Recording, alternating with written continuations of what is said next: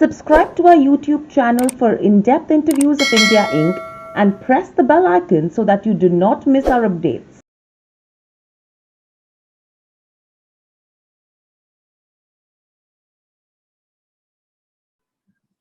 Hello and welcome to Nirmal, ladies and gentlemen. I'm Hiral Dadia. We have with us Daniel Siluk, MD and Portfolio Manager at Kapstream Capital, joining in. Welcome to the show, Daniel, and Great. always a pleasure to speak to you. Thanks for having me again. Appreciate it. Pleasure as always, as Daniel. Daniel, let's first start with the latest development that we've seen with the Fed minutes that have come in. And they have been showing that taper talks may arise at the upcoming meetings that are expected. And clearly, they've hinted that it could reconsider easy policies if the economy continues this kind of rapid improvement. What do you make out of this? Yeah, sure. Look, I guess first and foremost, many of the Fed governors for a number of months now have been essentially towing the company line, that it was not yet time to talk about tapering. But economic data has begun to improve. And look, the economic data is going to be quite volatile, quite noisy. So it's not about, just one CPI print or, one jobs print. It's going to be about the trend over the coming months as we, head into the Northern Hemisphere summer. But certainly things are improving. I think things are improving not just in the US, but in the UK, in Europe, a little faster than anticipated. So at some point, it will be necessary to talk about tapering. One of the things I think central bankers in general are concerned about is the lack of price discovery by virtue of their QE. I mean, if they're just buying, all the government debt, then it really takes a lot out of, what's meaningful in the price. So they're worried about financial market dislocations. And so at some point, yes, that tapering talk will have to begin. We still don't believe that that's going to happen over the next month or 2 months. It's probably something that they save until Jackson Hole. So around August, September, that way you get another, a good 3 months or so of data prints. And then they can ascertain from there, where to go in the latter part of 2021 and of course into 2022 and beyond. Absolutely. So with this, the Federal Reserve in particular has remained highly vocal, and they've constantly asserted that the increase in inflation is just transitionary. And this is a conviction, Daniel, that is not really supported by evidence. Do you agree with, what they're saying on the inflation approach? Because clearly, before the minutes came out, the central bank was showing absolutely no signs of a desire to reassess a policy approach that has remained steadfastly unchanged and seemingly little challenged internally. How do you think the inflation trajectory will pan out from here on? Do you think it's transitionary, and how do you think they should be acting from here on?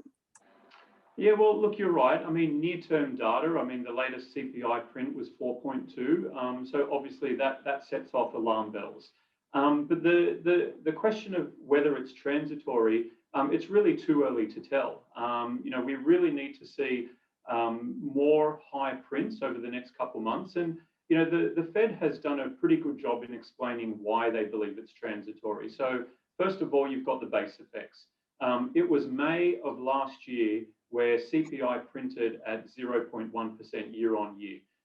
So as that rolls out, you're going to expect some pretty significantly high inflation prints, and we saw that this month with a 4.2. So part of that is just the mathematics of the fact that it's a rolling, 1 year basket. But then if you kind of look a little bit deeper and dive into the demand side dynamics and the supply side dynamics, you get a little bit more information. So on the demand side, obviously globally, there's pent-up demand. As economies return from lockdowns and fairly severe restrictions, particularly over that Northern Hemisphere winter, which was quite dire in terms of COVID stats, people are on their way to returning to normal. I wouldn't suggest that there's a return to normal just yet, but you've seen it in whether it's airfare prices, whether it's sporting events, whether it's going to the movies and such things. That pent-up demand is going to create some demand side inflation. But to the Fed's point, they believe that that is transitory, because if you've been in lockdown for 6 months and you used to go to the movies once a month, as soon as you return to normal, you don't make up for that and go watch 6 movies in the space of a few days. So some of that demand, or some of those services, have been lost forever and certainly won't be made up. Now, the other interesting one is the supply side of the equation. So on the supply side, you've seen some impacts globally to supply chains.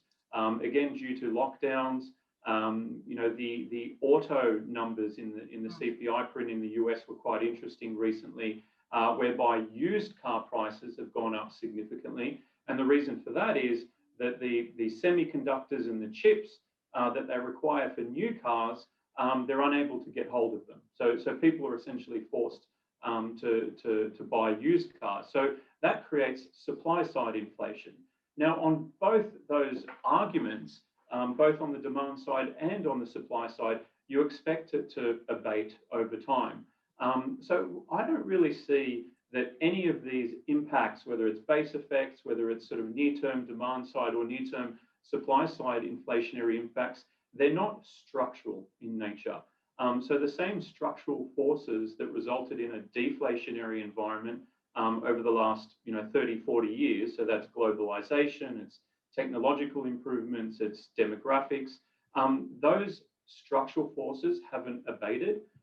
They remain in the background. But look, I agree that we're going to see some higher inflation numbers over the next 6, 12 months, perhaps. But the interesting thing for the Fed will be, what do those inflation numbers look like in 2022 and 2023? Because under their average inflation targeting regime, they need to assess the trend of that inflation over a longer period of time, rather than just over the next few months. Right. So with this, as we mentioned, the US inflation surged. Probably it could go higher from here on as well. The jobs data, Daniel, that came out from the US last was disappointing. Now, with all of this, clearly you've seen that the economy has accelerated at almost 6.4%. And this is the second highest growth that they've seen in 2003. Throughout the pandemic, you have pessimistic forecasters who've doubted the pace of the US economy's recovery. And now the consensus has largely caught on to the US economic boom. Do you think the US economy has yet not hit peak data, and there is still plenty of room for the post-COVID boom to soar? Yeah, I definitely think there's still a fair bit of runway left in the recovery. And one of the reasons for that is just the vast amounts of fiscal stimulus that the US and of course other governments around the world have pumped into their economies. If you look at the savings rates in the US, the most recent data suggests that savings rates are somewhere in the order of 27%. Typically, they operate in a fairly narrow 3 to 5% range. So it's a very strange recession in that disposable incomes have increased. They don't typically increase during a recessionary environment. So as a result of those stimulus checks, unemployment insurance, and just ongoing fiscal stimulus, there's certainly a lot of runway for that recovery to continue over the next few months. But at some point, we do expect that that volatility in the numbers to somewhat dampen, and we'll go back to a normal growth environment. So we can't expect numbers of 5, 6, 7% growth year on year for many years into the future. Projections tend to suggest that by the time you get to 2022 and 2023, it'll be back into the 3.5% range. And so that's certainly what we're expecting. But, to answer your question, this year, absolutely. I think we'll continue to see some really strong numbers. Right. And what do you make of the stimulus package that the US is working on to fund infrastructure and healthcare spending? And we're looking to the tune of almost $4 trillion. And this comes in addition to the increase in spending that has already been announced so far. Yeah, sure. Well, I guess the initial rounds of fiscal stimulus were designed to put money in the hands of, ordinary people into Main Street rather than Wall Street. Obviously, there were facilities to support Wall Street and financial markets. But these stimulus checks or unemployment insurance were there to put money in the hands of ordinary people, because that creates economic growth almost immediately. It's sudden. Whereas the infrastructure packages are quite different. You know, they don't create economic growth today. They don't create consumer spending today. But what they do is provide a plan or a path for productivity gains into the future. So, you know, the US, it's very much, you know, televised that there are, you know, bridges that are crumbling and roads that need reworking. So this is the infrastructure type assets that ultimately lead to productivity gains. And there's a long runway for which those projects, or by which time those projects actually start, you know, employing people and you know, near completion. You know, we view this as more of a 10-year plan rather than a 1 or a 2-year plan. So I wouldn't expect that the next round of fiscal stimulus, if it is targeting the infrastructure build out, to have a really significant impact on economic data over the next 1 or 2 years. It's a longer term story. It's certainly an important one to fulfill as well. Right. And if Fed falls behind, do you think it will actually force the markets to start probably a more disorderly process, which could actually risk economic well-being and could unsettle, financial instability?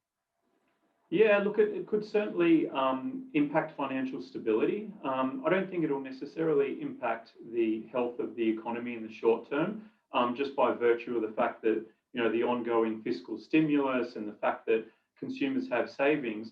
But the important point you make there is, essentially around rising rates. At what level do rates rise to a point that create the financial market imbalances? And the most recent one that we witnessed was in Q4 of 2018. So if you recall then, the Fed had been tapering its balance sheet. It had been hiking rates for a couple of years. Its cash rate got to 2.5, and the yield on the 10-year Treasury touched 3.25. And at that point, equity markets really became concerned, and you saw a sell-off in risk assets somewhere in the order of 20-25%. Now, we haven't seen that yet today. So even though the 10-year US Treasury got as low as 30 or 40 basis points at the peak of the panic in those days and weeks around COVID, now we're sitting at 160. So, or between 160 and 170. Now, that's a pretty significant move, but that level of 170 is quite low relative to history. And if you look at the performance of risk assets in the time that rates have climbed, they've also been fairly well behaved. Even through the sort of more volatile rise in yields that we saw in February, equities continue to hit new highs. It's only really been in recent days where you've seen equities begin to come off, and particularly after that strong CPI print that you referenced earlier, 4.2%, that markets are starting to really worry about inflation and higher yields, because the Fed, they believe that they have the tools to combat higher inflation. Essentially, they can raise rates, and of course, it's easy to do when you're on the effective lower bound. So, the Fed believes that they've got the tools to combat higher inflation more so than they do to combat deflation, because if you're at the effective lower bound and continue to suffer deflation, there's not a lot more you can do. So, to your point about financial market imbalances, I think, the barometer is really going to be risk assets. The performance of risk assets will tell the Fed if they've miscommunicated, kind of like a taper tantrum in 2013 scenario. So if they start talking about tapering either too soon or too aggressively, or they start talking about hiking rates too soon, then the markets will tell them and respond accordingly.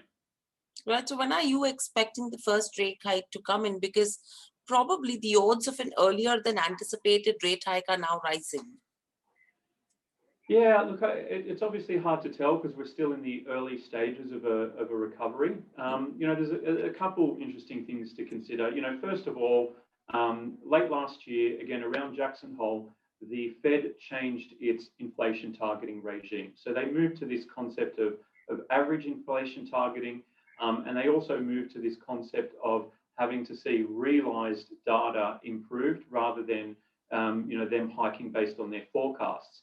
Now, as they change that regime, that we see pretty much as an admission that prior recoveries were dampened by a hiking cycle that started too early. So under this new regime, I think the Fed will be sort of more willing to let rates stay low for longer. But having said that, with economic data improving, with inflation coming to the fore, it's something that I think certainly may happen sooner than markets anticipated 6 months ago or even 3 months ago. So our view still is that they probably don't hike until sometime in 2023. The dot plot suggests 2024, but I think we'd be too aggressive to suggest that it's going to happen next year. So we still believe it's 2023, but at some point later this year, again, perhaps around Jackson Hole or in and around that sort of as we get out of the Northern Hemisphere summer, the Fed may float some trial balloons and kind of start talking about tapering and see how markets respond. Right. Now, from the US, if you move to the European markets as well, you have UK inflation that has more than doubled in the month of April. So clearly, the CPI inflation has finally broken out of that 0.2 to 1% year-on-year range that it had been in since the pandemic took hold. Now, with all of this, the UK economy, Daniel, is still operating below pre-crisis level, and inflation expectations look reasonably well anchored. Do you think there will be some more further price increases and inflation is likely to end the year higher with regards to where Europe goes? And in turn, how are you expecting the policymakers to react to it? Yeah, look, I guess inflation has certainly underperformed, or European nations, both the continental Europe and the UK, have not met their inflation objectives for a long period of time. So I think they'll be comfortable to see an overshoot for a period of months. So I don't think they're going to panic. I don't think they're going to start talking about hiking rates by any stretch of the imagination. But again, they'll probably start to taper their QE purchases. So whether that's QE purchases in the UK or certainly from the ECB's perspective of slowing down the PEPP, which is the pandemic related bond purchases that the ECB instituted. So we'll certainly expect to see those slow down. But at the end of the day, look, I think if you look at continental Europe, one of the reasons that their rate markets have outperformed US rate markets over the last 4 or 5 months is that their vaccine rollout was slower, their lockdowns were more severe. And so what you're seeing today in Europe is I guess, a bit of catch up. UK, on the other hand, they're certainly ahead. They're ahead of their sort of cousins across the channel, and they're probably closer in line to the US in terms of their vaccine rollout and the improvements in their economy. But at the same time, I think central bankers will be concerned about miscommunicating to the markets, any sort of hawkish rhetoric too soon.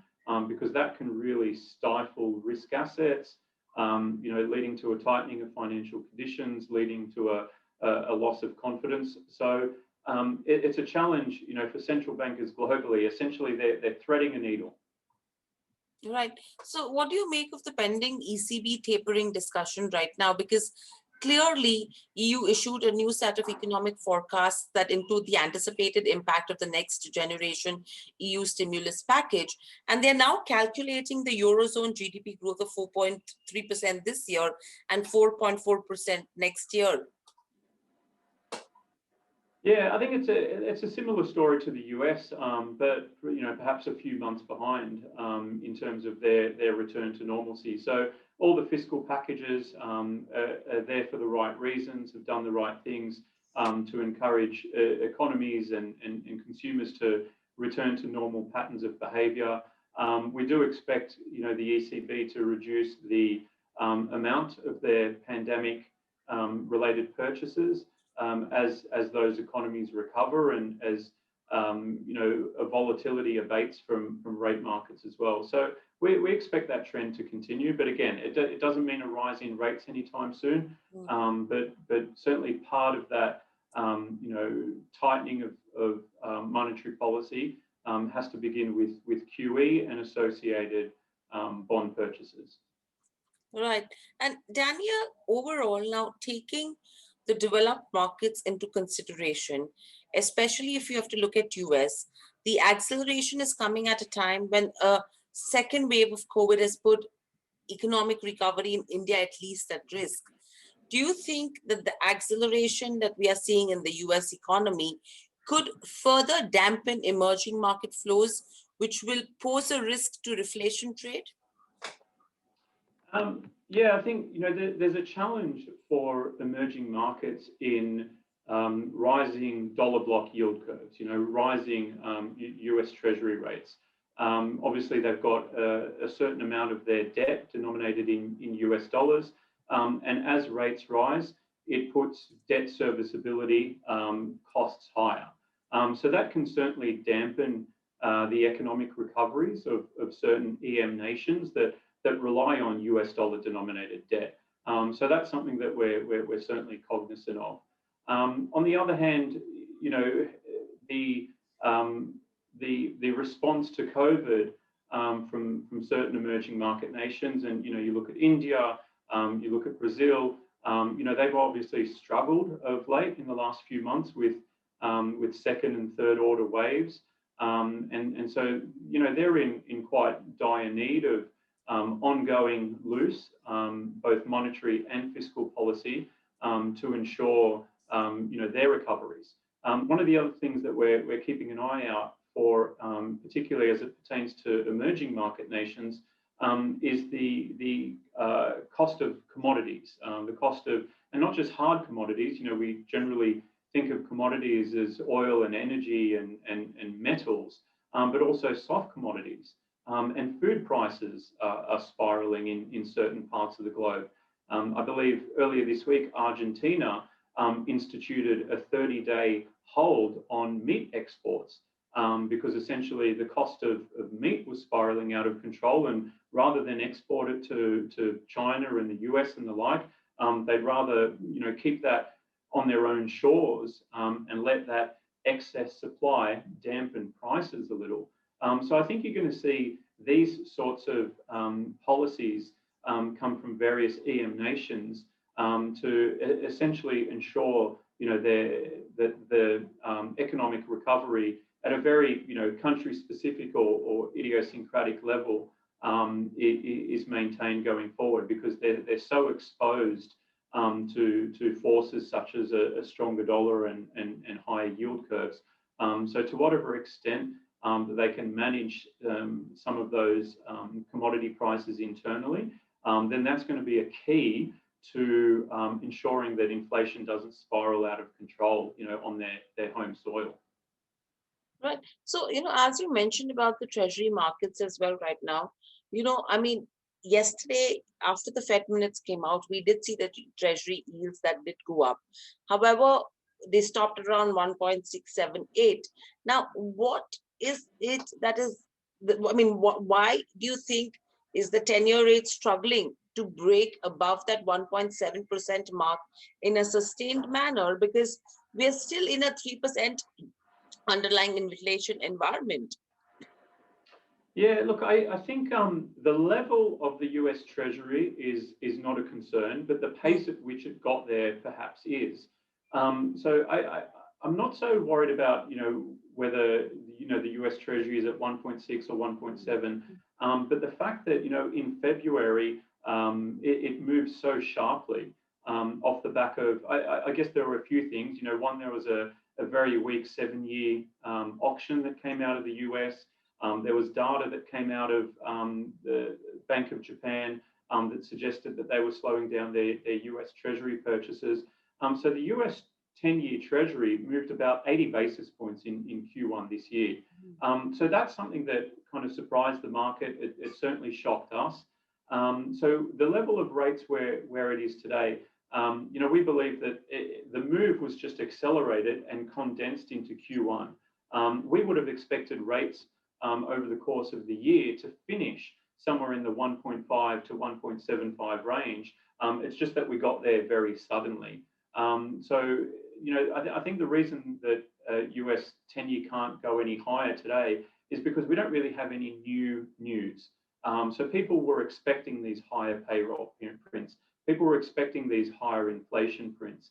Now we need to see new, sustained positive data globally, not just in the US, for us to get that next leg of the move higher. And the other thing that's probably keeping rates dampened a little of late, at least, has been the slight froth that's come out of equity markets and risk assets. So as you look at, I guess pension funds would be one example in the US. Equities have had a really strong run over the last 6 or 9 months. Their levels of funding have increased. And so they're able to take some chips off the table from equities and park it in fixed income in government rate markets. So that's probably keeping a lid on rates also. Right. And very lastly, Daniel, how do you see the dollar moving from here on?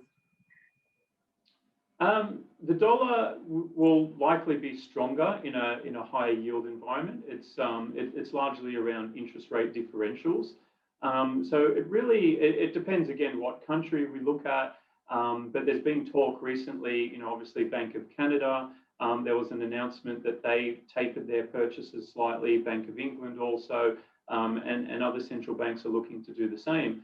But I think one of the challenges that non-US countries have is essentially hiking rates too soon or tapering purchases too aggressively, whereby it causes a spike in their local currencies, so a weaker US dollar, because that really dampens their recovery. So I think developed market central banks outside the US are really wary of this sort of feature. And so I think they're quite comfortable to see the US dollar remain stronger because it aids their export markets and the like. So look, on balance, I still do think the US dollar will be stronger, but it's also in a less volatile range. So that's the other interesting thing about financial markets this year is interest rate volatility was the first one to spike, and it remained elevated, particularly around that Q1 sort of February period. But other asset classes, equities, FX, the volatility, while it spiked, it retraced fairly quickly as well. So we tend to think that both rates and FX will operate more in a range, but on balance for a stronger US dollar over the course of the year. Right. So that's the outlook that's coming in. Thank you, David, so much for joining us on the show. Always a pleasure to speak to you. Great insights. Stay safe and hoping to speak to you soon again. Thanks for having me. Thank you.